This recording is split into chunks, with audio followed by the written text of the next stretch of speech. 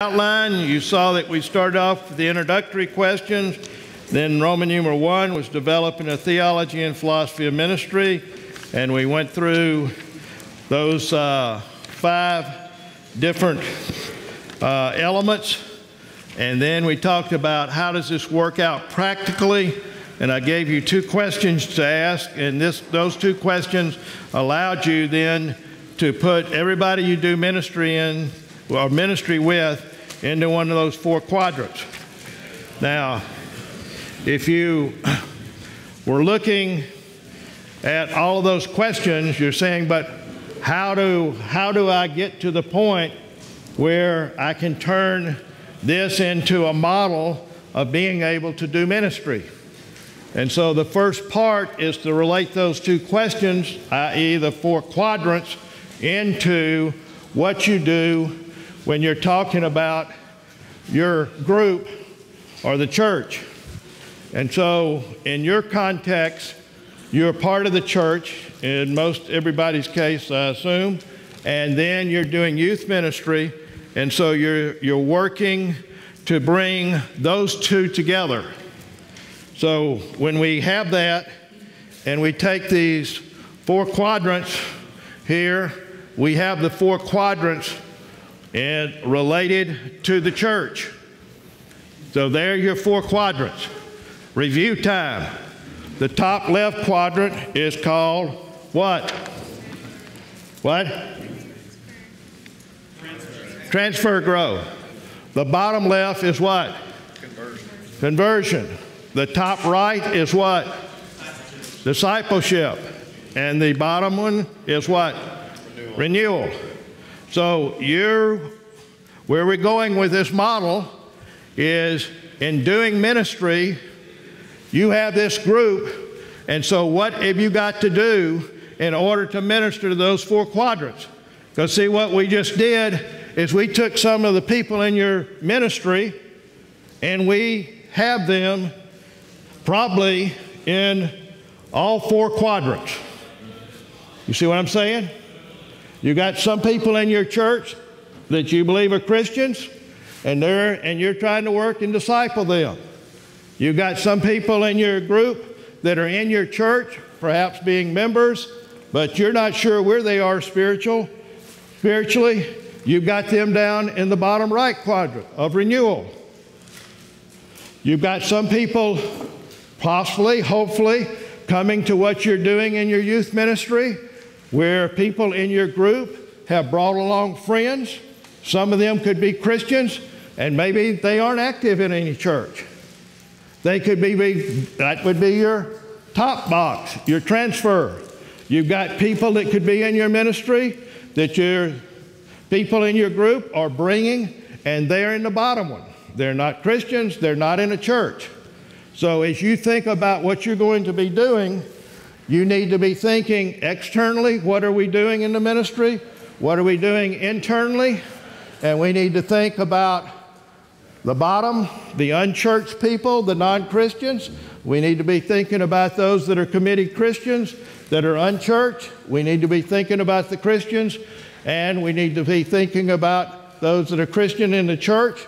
We need to be thinking about the church and those that are non-Christians or uncommitted.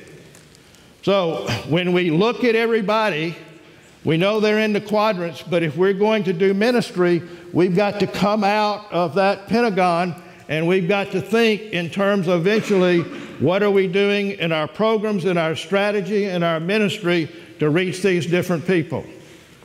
So by taking that and looking at that, you're able then to start saying, what are we going to do? And that was reflected in the arrows there. Now, I'm pointing it in the wrong direction. Or did my battery go out on me? All right. Then you've got to deal with what is the purpose and goal of what you're doing with your ministry. And so how do you begin to define what that is? We had one of the questions on that chart of the 14 questions is what is the purpose and mission of the church? And so you need to understand what is the purpose and the mission of the church, but also what is the purpose and the mission of what you're doing in your youth ministry. Now I'm going to make it simple, and I'm going to add one thing in here that you might not see in some of your other discussions, and that is going to say that your first thing is worship. Because in the context of you and youth ministry, in the context of the church, one of the major purposes of the church is worship. But then also you're trying to equip people that are in your ministry, students, and then you're trying to reach people. Think back to our 4 quadrants. So in a cursory way, you can say you have these purposes that are grounds for you doing ministry. Then, in terms of your goals, we're going to put 4 goals up there. Joey, you speak up if I get something out of sync with what else is happening. So, you've got growth in grace. How are people going to be growing? And what can you do to help them? Then you've got fellowship and service. You've got evangelism and missions. And then you have world and life view. That is, how did you help them relate their faith to life and understand how they're living out life? Now, there's going to be discussions more on some of these as you go through this week. This is developing. This is helping you to see how these questions begin to work out into a model. If you go back and look at those questions, we talked about some of those things in what was given as the questions. So you take this and you put this over here with your model, and you would have your purpose and goals, knowing this is what you're trying to accomplish with your model, with your group, and with what is taking place. Now, in your ministry, as you are doing things related to your church and your ministry, there's something down at the bottom of this pentagon, your group, is you have some presuppositions or assumptions that you have related to what you're doing in that ministry. And these presuppositions or assumptions are related to 2 factors. They're related to your theology of ministry and what you understand about your theology, and they're related to what do you do or how do you do ministry. These are some of your foundational assumptions or principles related to what you're trying to accomplish with your group in reaching those 4 quadrants. So one is going to be your theological commitment to the Scriptures, and for us, through as understood or explained best through the confession and the larger and shorter catechism that helps us to have a theological bearing. Now, let's go think back to this model. We're talking about presuppositions. Now, these assumptions or presuppositions, most anybody doing ministry has answers to what we're calling presuppositions or assumptions related to ministry. They answer them in different ways. The first one I gave you was the theological. There are people that have all kind of different understandings of what the Scriptures are, how you understand them. They have different understandings related to their theology. So a person could take the model we're talking about and be Reformed or be Arminian or worse. And then in terms of their theology, they could take this model and they would have different definitions related to what those 2 questions meant and what you meant by the 4 quadrants based on their understanding of Scripture, and they could still use the model. You see what I'm saying?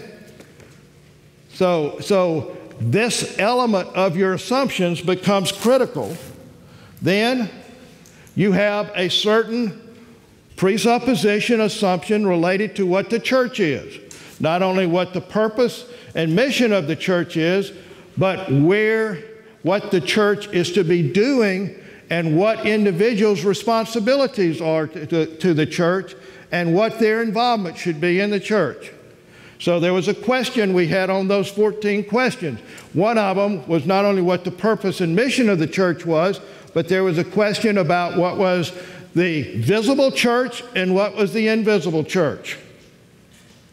And so we live in a world today that has been influenced by an understanding of the church that basically, in some elementary, dumbed-down way, says that as long as you say you're a Christian, we can get together over here and we can decide whatever we want to do as a church. Now, I overstated that a little bit, but not too far. And so you have denominations in general being in a down understanding related to people's understanding of what the church is. And so when you think of that, you need to talk through what you mean in that presupposition related to the church. You're going to get more on that. Then another assumption that you have, presupposition, is demographics. That is, we talked a little about that before, not only where you are doing ministry, but what is the demographics of the students you're ministering to? And who are they? What is their background? Then you have one that I call God is at work. Just a couple of comments on this. This deals with a mindset. It deals with an attitude. This deals with an expectation. It is my belief that God is carrying out His plan. God is taking that plan to a conclusion. God intends people to come to Christ as their Lord and Savior. He intends His church to grow. He intends the people who make up that church to make an impact in the world for Him and to see people come to Christ. He intends for people who make up that church to be, as John 17 says, they are to know us by our love and by our unity. That is who we're supposed to be. He intends in that process to be working through that, and one of the ways He works through His church is for the broken world to see that Christians deal with brokenness and address problems and deal with sin in their midst as He works through that, and that's part of how He works. So in our ministries, my contention is that you should see God doing things, and if you feel like God is not doing things, you need to beseech Him, pleading with Him, and saying, I don't understand this. This is not what I believe that you intend to happen. Does that mean I'm doing something wrong? Does that mean there's sin in my life? Does that mean there's sin in our group that we're not dealing with? What is wrong? Help me know. So I am standing before you saying, God expects things to happen in your ministry. He is working in your ministry and in your church. That is an attitude, that is an understanding, that is an expectation. And if you have not come to understand that, you've got to understand that as part of the spiritual battle. Not only is that true, but God is at work because there is an evil one, Satan, who is doing everything he can to cause chaos in your ministry. And so you are in a spiritual battle. And if you're trying to do that and build your ministry with an assumption that does not understand God at work and does not understand that you're dealing with spiritual battle, then whatever you build in that ministry is going to have a major hole, in essence, like a sinkhole right in the middle, just sucking you and various other people right down the drain. Because we're dealing with spiritual warfare. And you can't do it yourself. And the people that are working with you can't do it themselves. So you've got to come to understand, ministry is a battle. It is a warfare. But God is at work. And He expects things to happen. He expects people to be converted. He expects people to be confronted with their sin and to repent and call back and flee back to Him. He expects to see reconciliation. He expects to see people who are outcasts, dysfunctional people that are in your group functioning because someone has loved them as someone created in the image of God, and they have come to understand that they have a Savior. And there's absolutely no difference between that dysfunctional person in your church, in your group, or in your community that you're trying to reach than any other person that is the most successful person in your group and has the best leadership skills in the world. They both are created in the image of God, and they both have the same problem. They've got a heart that is dead. It's going to hell if they don't understand who Jesus Christ is. It is not just that person that is your top leadership person. God is at work, and He expects to see people come to Him. Then the other thing you have is the relationship and the role of you and your ministry to the people and students that you're ministering to. So how does all this fit together? Who are you and your gifts we talked about and your abilities? Who are you related to where you are at this point in your life? Who are these students and the distinctiveness of who they are as screwed up adolescents, trying to understand life and trying to put it together, and are asking those questions we talked about early on philosophy. Who am I? Where am I going? What am I doing? And so what is the relationship between these? That is part of your presupposition or the assumption. And the last one is the learning process. Somebody asked a question about that. This is not time to get into that, but I will make two little statements here. Just because you have got great words that you have to give them from your study and everything does not mean that always backing your dump truck up and dumping all those wonderful words of wisdom on top of them means that they understood or learned anything. Their life at this point as adolescents is trying to make sense of life and trying to understand how does all this stuff fit together. And for most all of them, it doesn't fit together. And so they are learning that as they process it and talk about it. And so how do they learn? And what are you doing in the learning process to put ministry elements into play so that they are being addressed as they can struggle and learn and process the information? So these are your presuppositions. So we come back and we've got our model with our presupposition, and then we've got a group here, and somewhere in your group there, you've got some type of leadership or core group of people. Can I ask a question? I don't know. I told you if I was saying something wrong to speak up. I must have said something wrong, y'all. Now, you only gave me 2 hours to try to do this. Now, you're wasting my time here, but go ahead. God is at work.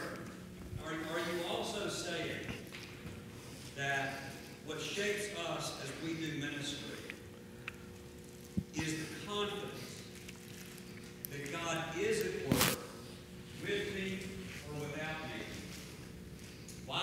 there, before I'm there, and after I'm gone. Yes. That's my confidence in ministry. Yes.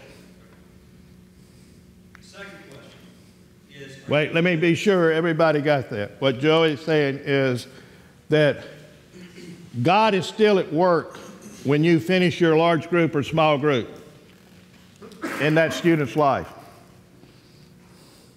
So it's not just when you're doing something. God is working not only through you and your church and your ministry, but untold numbers of other people doing various things that God is bringing into bear, both in terms of the truth and the gospel, and sometimes in the potholes of life that kid's going through. Okay? Second, can you go back to the presuppositions page?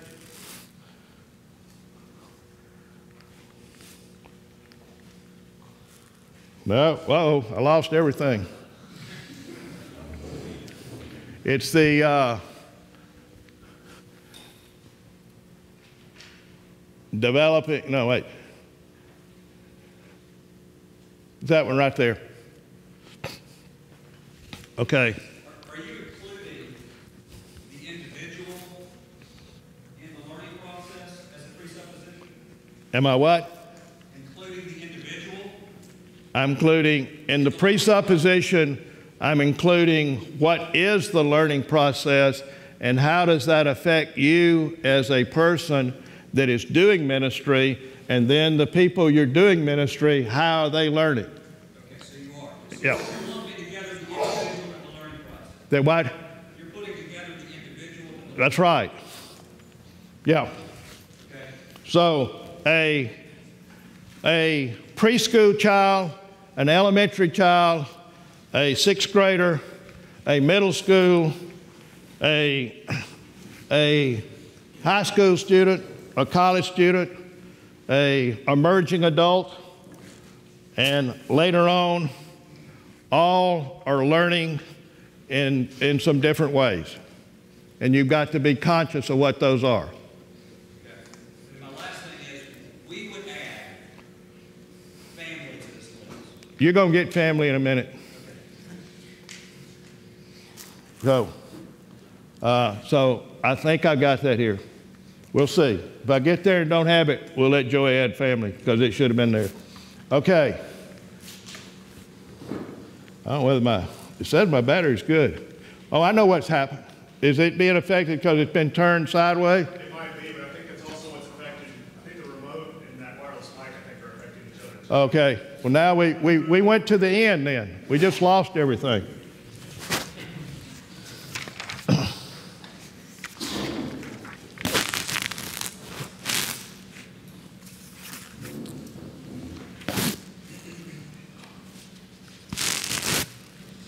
Here, okay. Let's just leave it there. I won't make everything come out. I'll try to, it's all here. It's going to come out piece by piece. So we've got the group and where we were before. I'll try this, see what happens. I'm knocking out stuff. Okay, so in your group, you've got leadership people, or either you're the leadership person that is determining what you're going to do in that group to reach into those 4 quadrants. And Joey, what time am I to quit? Is it 5:45? And you took up 10 minutes. Okay, I'm sorry, y'all. Okay. All right. So we will come back to that. But with your leadership people, then you've got to take your 3 avenues we talked about and said, with these 3 avenues, then how can I reach into those 4 quadrants? So what do I need to do in large group, small groups, one-to-one in order to minister to those people? Now, the problem in these 4 quadrants, and what is going across here, which you can't see that well, is saying that in each quadrant, even though with those 2 questions, you can put people into one of those 4 quadrants, in each quadrant, there is a maximum resistance and there is a minimum resistance to your two questions. You see what I'm saying? They've got either a maximum resistance to the Christ and the cross, which would be Muslims, maximum resistance. A minimum resistance is somebody that the Holy Spirit has been working on. They're trying to understand the gospel, and they've got minimum resistance. A maximum resistance to the church could be they've just come through a big split in a church, or more today, people look and say the church is just messed up. I know that God has saved me and I'm a Christian, but man, I don't want to have anything to do with those people. Now that's a wrong understanding, but they've got, even though they're a Christian, they've got they're not all the way to the end on the church, but they've got some pretty heavy resistance there. And by knowing that, you know that I've got to work on those. In each quadrant, you've got maximum and minimum resistance. And so then as a group, your strategy and plan to penetrate each of those quadrants depends on what resistance level you're trying to address those people. Does that make sense to you? You've got to have one strategy and plan that's going to work to reach everybody in a quadrant. Because the people, even though you can put them in 4 quadrants, they're not all at the same level. Does that make sense? Anybody lost on that point? Okay. Now, the yellow lines that just came up there is saying that this is your strategy and plan. What are you going to put in place? There should be one more here. Let's see what happens. There. That's your strategy and plans to penetrate those different ones. Now, what Joey wants to get, he doesn't get until the next session, I don't think.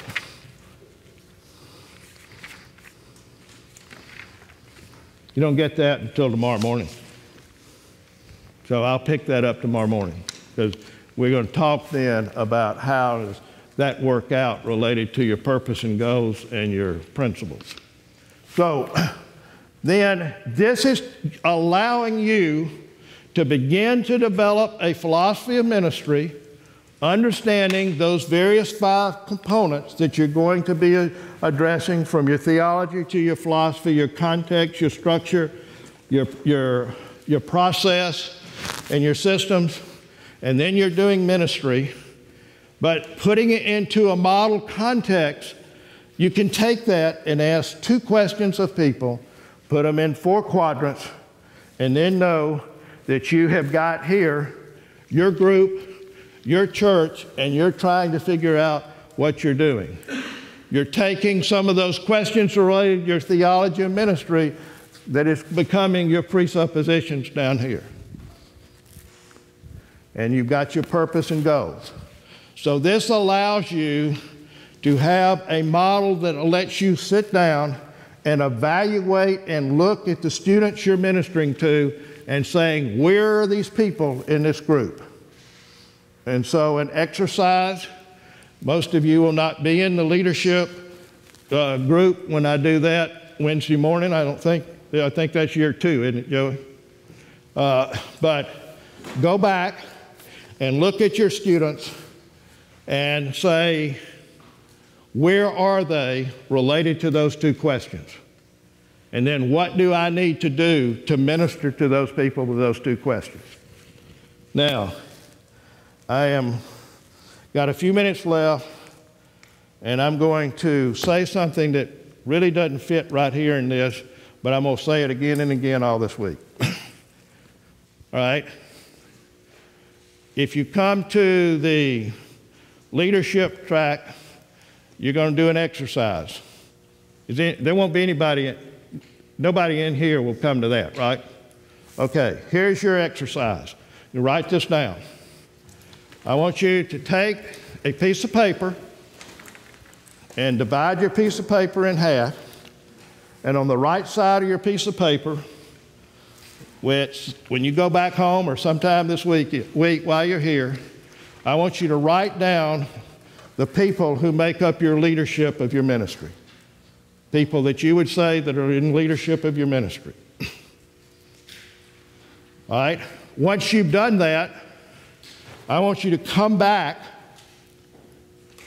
and I want you to put a check or whatever you want to put by every person that you said was a leadership person in your ministry that is an introvert. I want you to note it.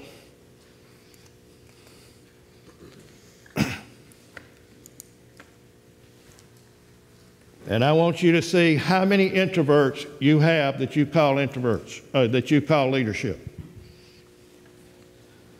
All right? On your right side of your paper, I want you to write down over there the people that you consider to be misfits in your group. And I want you to note on there how many of those are people that you consider to be introverts. And then I want you to go to the next level, since y'all are working in churches, and I want you to do a little research and see how many people were baptized as covenant children in your church and dropped out somewhere before they got into your youth group, and see if you can figure out how many of those people were introverts. Because we say you have a covenant responsibility.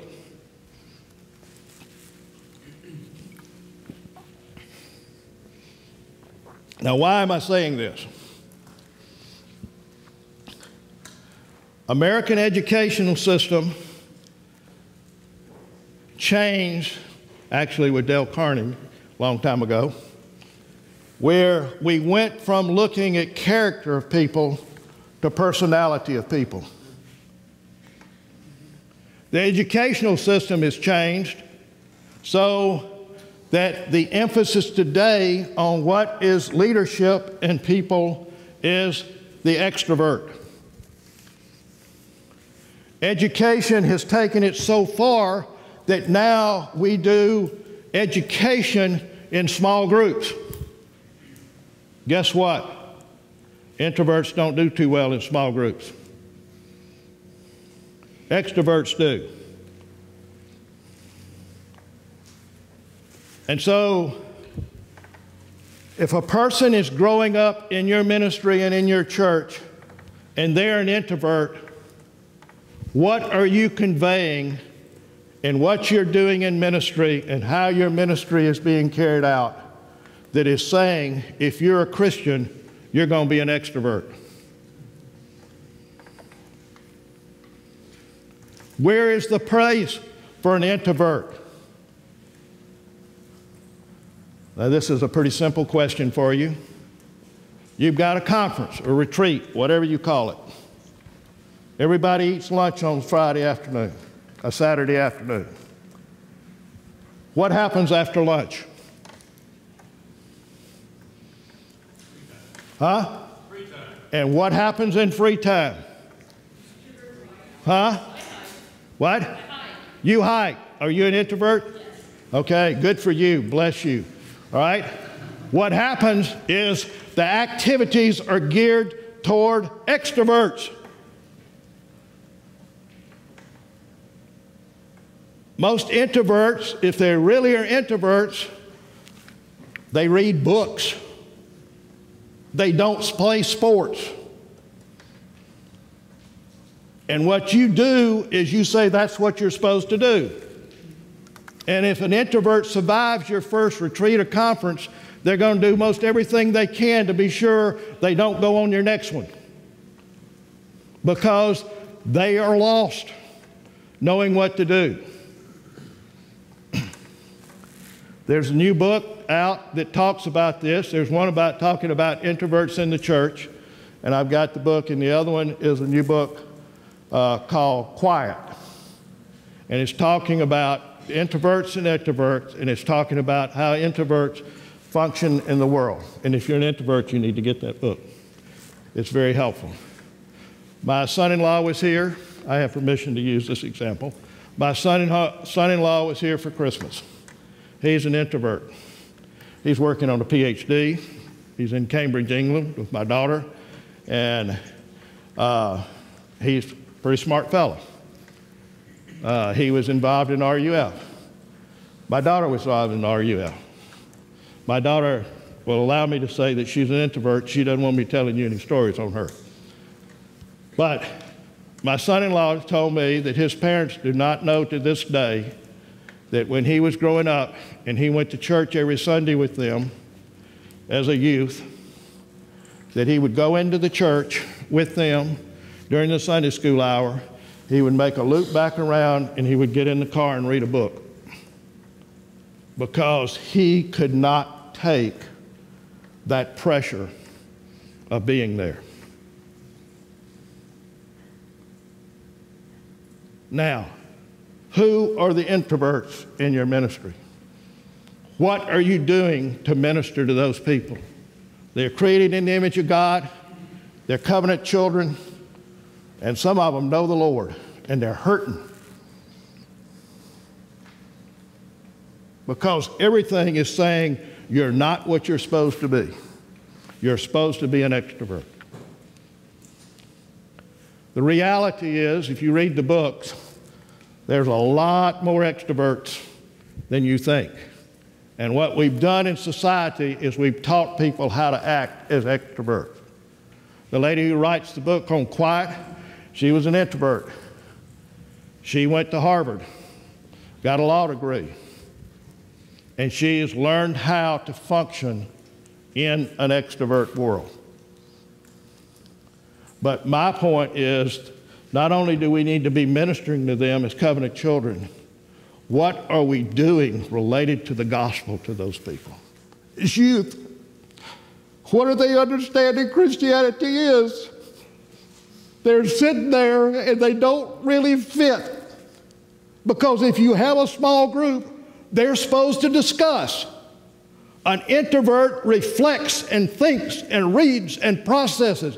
And I'll tell you something, they might know the Lord better than the extroverts that are giving you all the answers.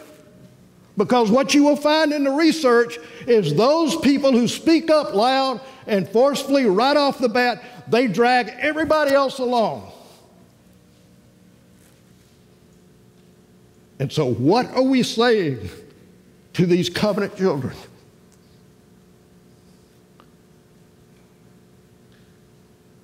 My son-in-law at Christmas, he's really got a hard row.